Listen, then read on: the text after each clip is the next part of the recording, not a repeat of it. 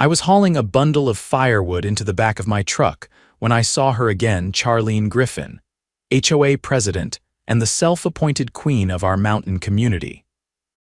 Her bleach blonde bob bounced like it had its own attitude, and her high heels clicked across gravel like she was storming a boardroom instead of approaching my private drive.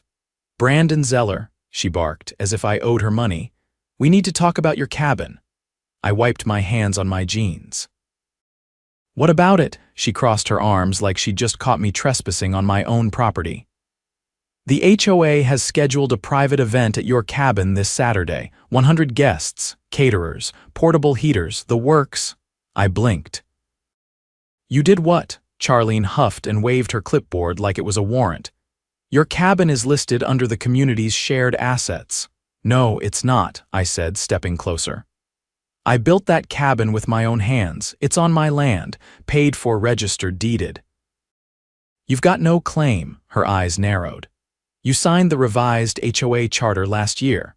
I narrowed mine right back.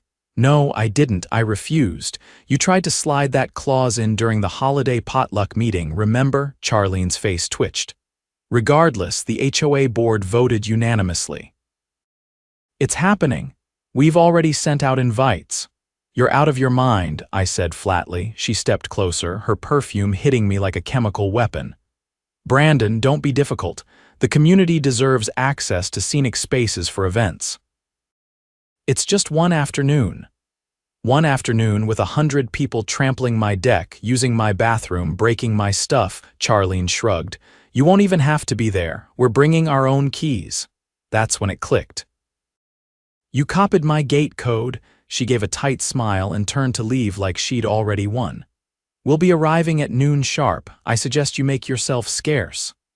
I stood there for a moment, heart pounding. Then I dropped the firewood in the truck bed and got to work. First, I changed the gate code.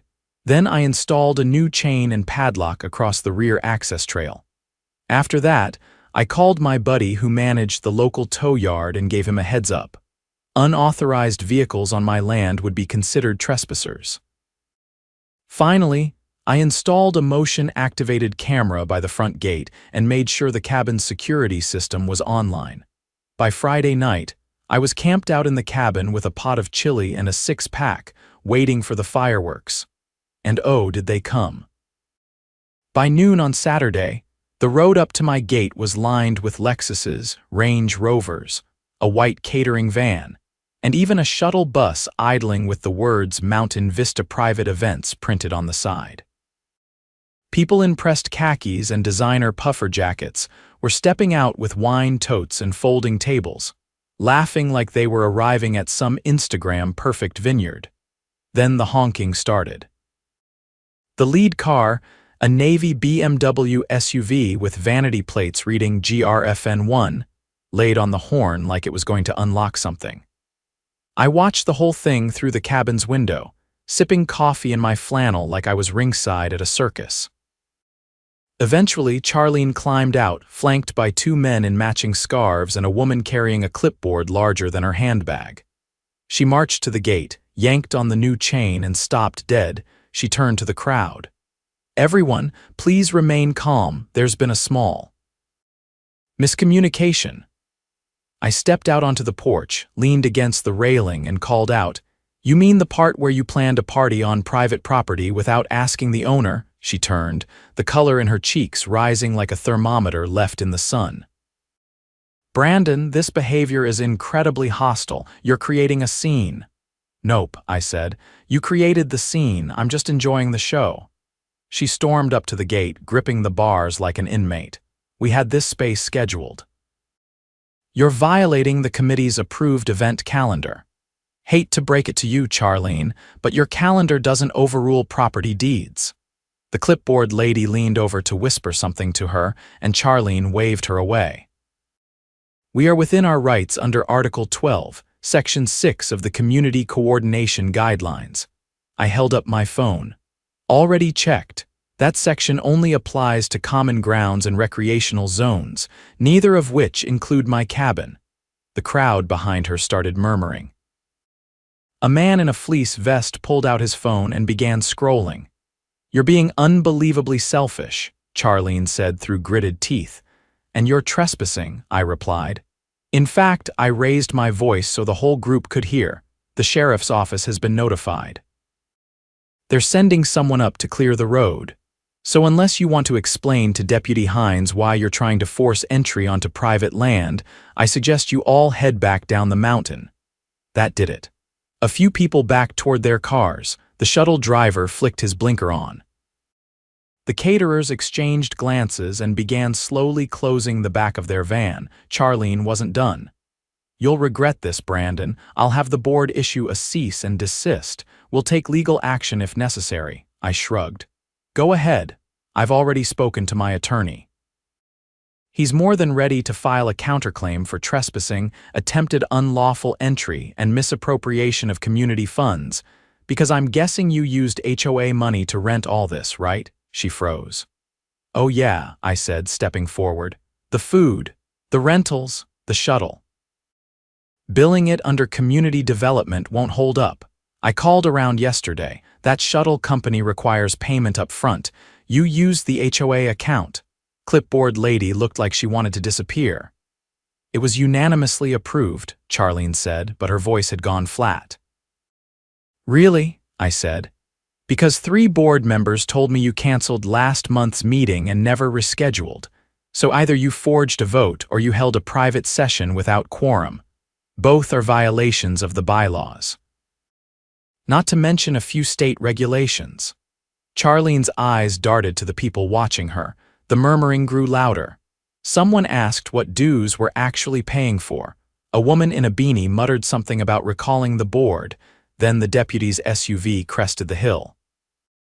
Deputy Hines stepped out, adjusted his belt, and looked over the scene. "Afternoon," he said slowly.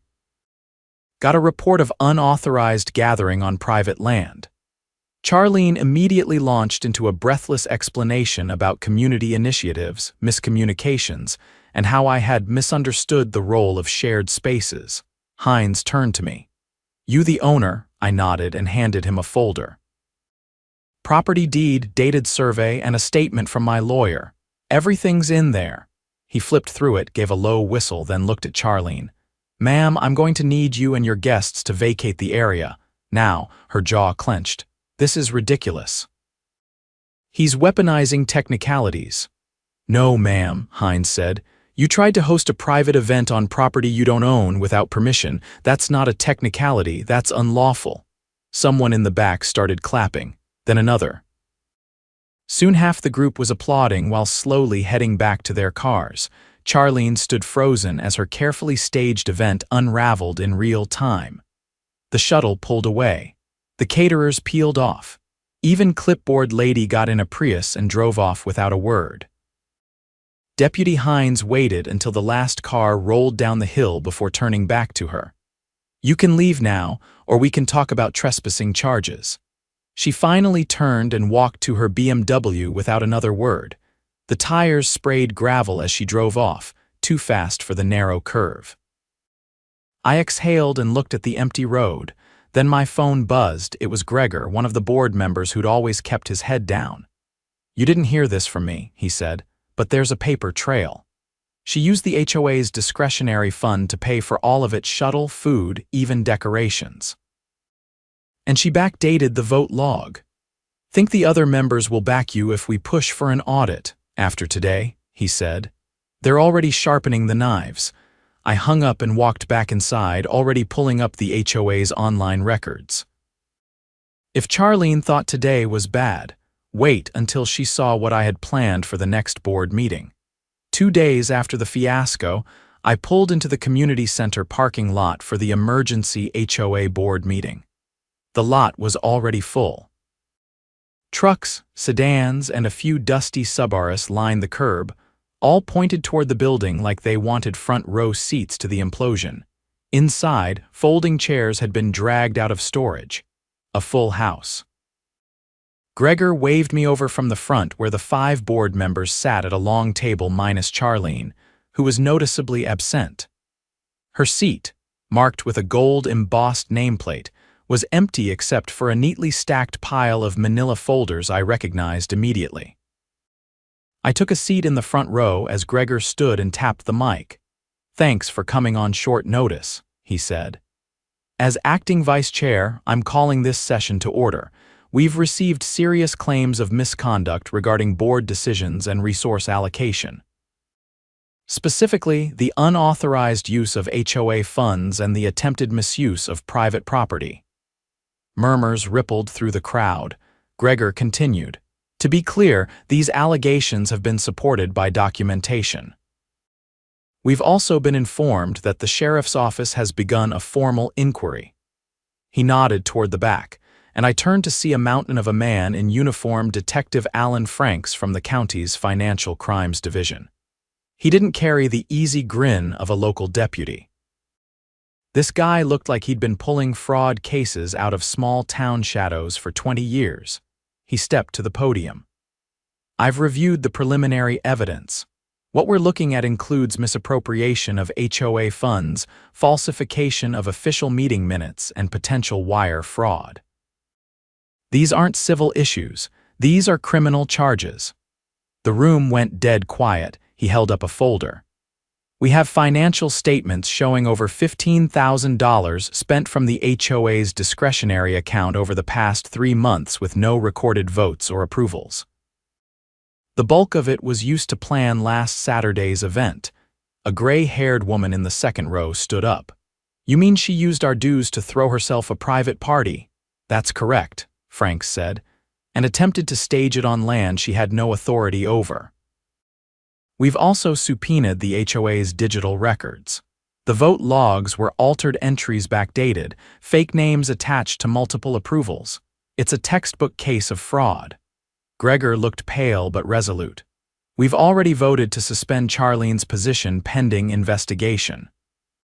A full financial audit is underway. We're also moving to freeze the discretionary account until a new oversight process is implemented." A man near the aisle stood up, arms crossed. "What happens to the money? Can we get it back?" Franks nodded. "If charges are filed and a conviction is secured, restitution will be part of sentencing. But we'll also be looking into whether any vendors or service providers knowingly cooperated. If they did, we can recover more." Gregor cleared his throat. "There's one more item. Brandon Zeller," he motioned toward me, "has filed a formal grievance regarding the attempted seizure of his private property." I stood up, holding a flash drive between my fingers. "This has copies of the gate camera footage, voice recordings from the confrontation, and a notarized statement from 3 board members who confirmed no vote ever occurred. I'm also submitting a petition signed by 62 residents requesting Charlene's permanent removal." Franks walked over and took the drive, sliding it into a government-issued laptop. "Thank you, Mr. Zeller. This will be added to the case file." A woman in the back raised her hand. "What happens next?" Franks closed the laptop.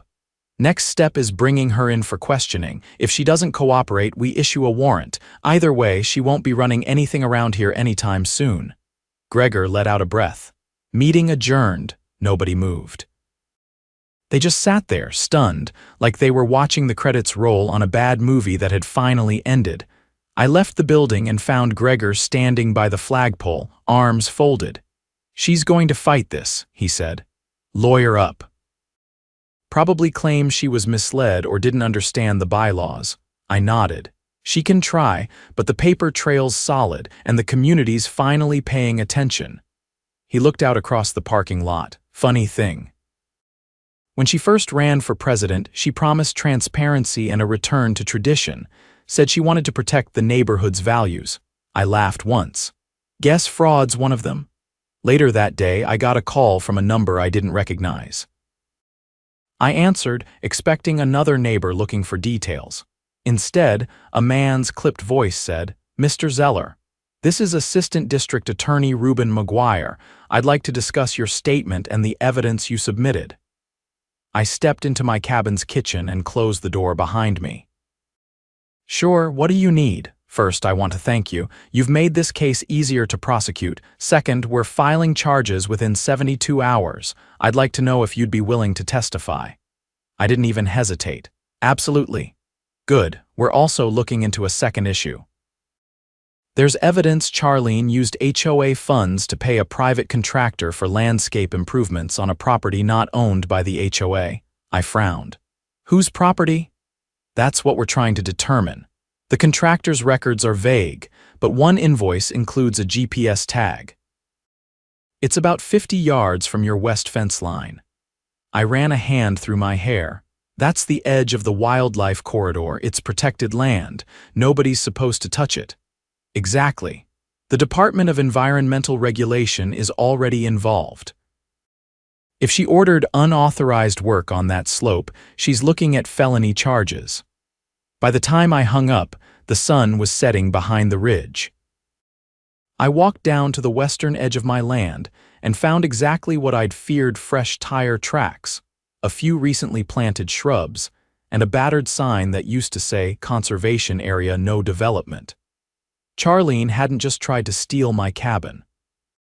She'd used HOA money to illegally landscape protected land, probably to make it more presentable for her party. I took photos, geo-tagged them, and sent them to the ADA. The next morning, a squad car parked outside her house. She didn't come out. Not when the officer knocked, not when he left a notice taped to her door. But by noon, word was everywhere. By sundown, her house was quiet. No porch lights, no movement. Just a cold silence that settled across the street like a warning. Over the next week, things changed fast. An emergency election was held, and residents from every corner came out to vote. Charlene's name wasn't even on the ballot. Gregor won by a landslide, with a newcomer named Dahlia, an ER nurse who'd lived here for 10 years, but never joined a meeting taking the treasurer's slot. With the new board in place, they passed a resolution banning any HOA expenditures over $1,000 without dual signatures and public posting. They also implemented a rule that any use of community funds for events required a 75% approval from attending members. I didn't run for a seat. I didn't want one.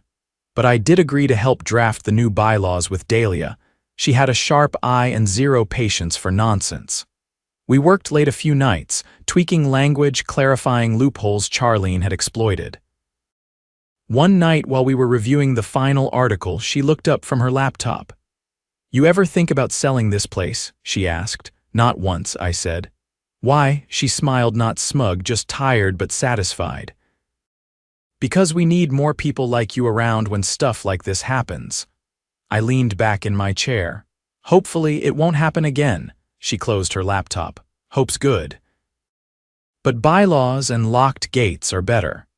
We both laughed, and for the first time in weeks, it felt like the community actually belonged to the people who lived in it, not the ones who tried to rule it.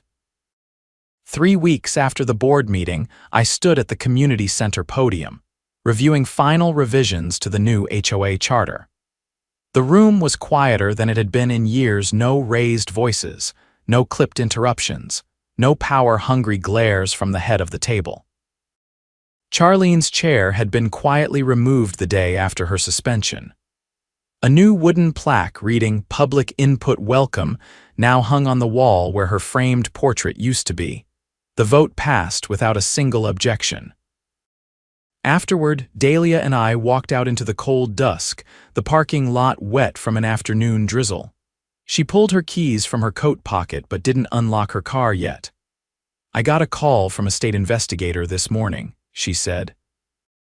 "They had questions about a landscaping contract Charlene pushed through last winter, something about tree removal on the north slope." I frowned. "That's a no-clear zone. She signed off on that." She did more than sign off.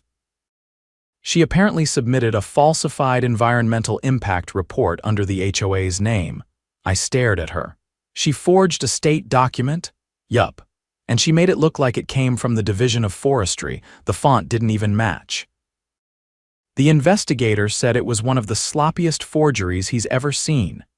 I shook my head, trying to imagine the gall. Dahlia looked over her shoulder at the center's darkened windows. "They're filing additional charges. State level this time." I didn't say anything for a while. The wind shifted, blowing the scent of wet pine across the lot. Finally, I said, "She never thought she'd get caught." "No," Dahlia replied, walking toward her car. She thought the rules were hers to bend. The following Monday, I got a knock on my cabin door just after sunrise. Not the usual soft tap of a neighbor, either. It was firm, deliberate. When I opened it, a pair of men in dark suits stood beneath my porch awning. "Brandon Zeller?" the older one asked, holding up a badge. "Special Agent Darrow, State Bureau of Investigations." "This is Agent Lynn." Lynn nodded while unzipping a leather bag. "We'd like to ask you some questions about the HOA's use of state funds over the past fiscal year." I stepped aside and let them in. Over the next hour, I learned more than I wanted to know.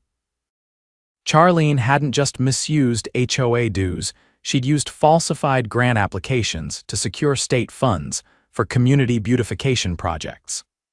Over $40,000 had been funneled into accounts she controlled directly as president, under the claim that they were being used for public trails and erosion control.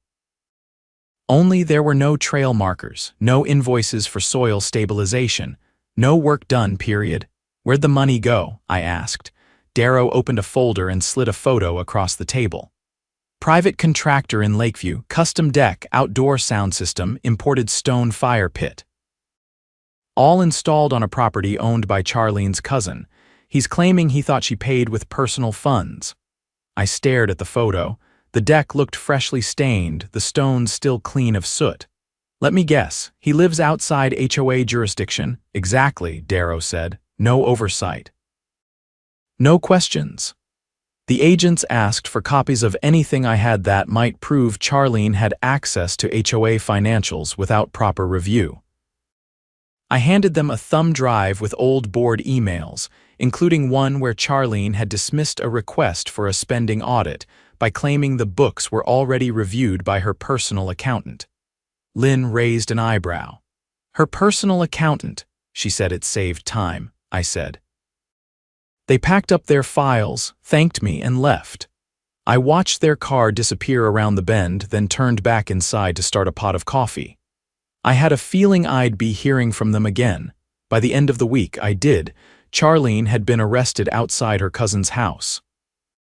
The local paper ran a front-page photo of her being led into a cruiser in a red coat, sunglasses on despite the rain, lips pressed into a line like she still thought she could spin the situation.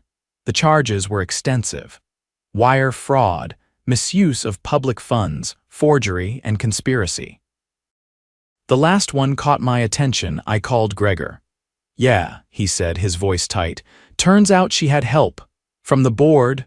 No, from her cousin and a contractor who was submitting fake invoices for work that never happened.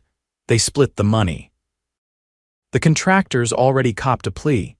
She's going away for a long time, isn't she? Looks that way." I was quiet a moment. "How's the community taking it?" "Mixed. Some people are still in shock. Others are furious they didn't notice sooner, but most just want to move on. We're holding a town cleanup next Saturday. You should come." I did. By mid-morning, I was hauling broken branches and soda cans into a trailer while a group of teenagers painted over graffiti on an old trail sign. Dahlia walked past with a clipboard and a thermos, handing out coffee and organizing tool returns. No one shouted. No one argued about paint colors or who was in charge. People just worked. At one point, an older man I didn't recognize approached me. He wore a patched vest and carried a rake over one shoulder. "You're the one who shut her down, right?" "I just locked a gate," I said. He nodded once.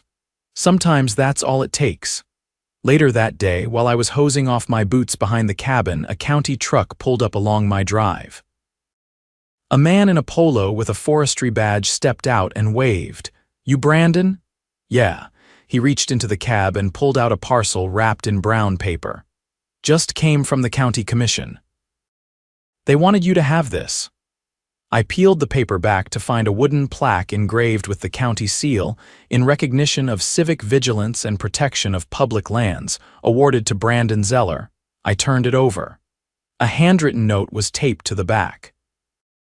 "Thanks for keeping the gate closed. Some things are worth guarding." I didn't mount it on the wall. I didn't need to, but I did leave it on the shelf above the fireplace where anyone who visited could see it if they looked. 3 weeks passed. then 6. Then the trial started. I wasn't called to testify until day 4. The courtroom was packed. Charlene sat at the defense table in a blazer 2 sizes too tight, her hair pulled back so severely it looked painful. She didn't look at me when I walked past. The prosecutor walked me through my testimony. I stuck to the facts: the gate, the confrontation, the funds, the documents. I identified the audio recordings and confirmed they hadn't been edited. I described the conservation zone and the evidence of landscaping. Charlene's attorney tried to paint me as a disgruntled neighbor with a personal vendetta. "Isn't it true you refused to participate in HOA meetings for several years?" "I attended when the meetings were legitimate," I replied. "Isn't it also true you made threats during the gate incident?" "No." "I made legal warnings. There's a difference."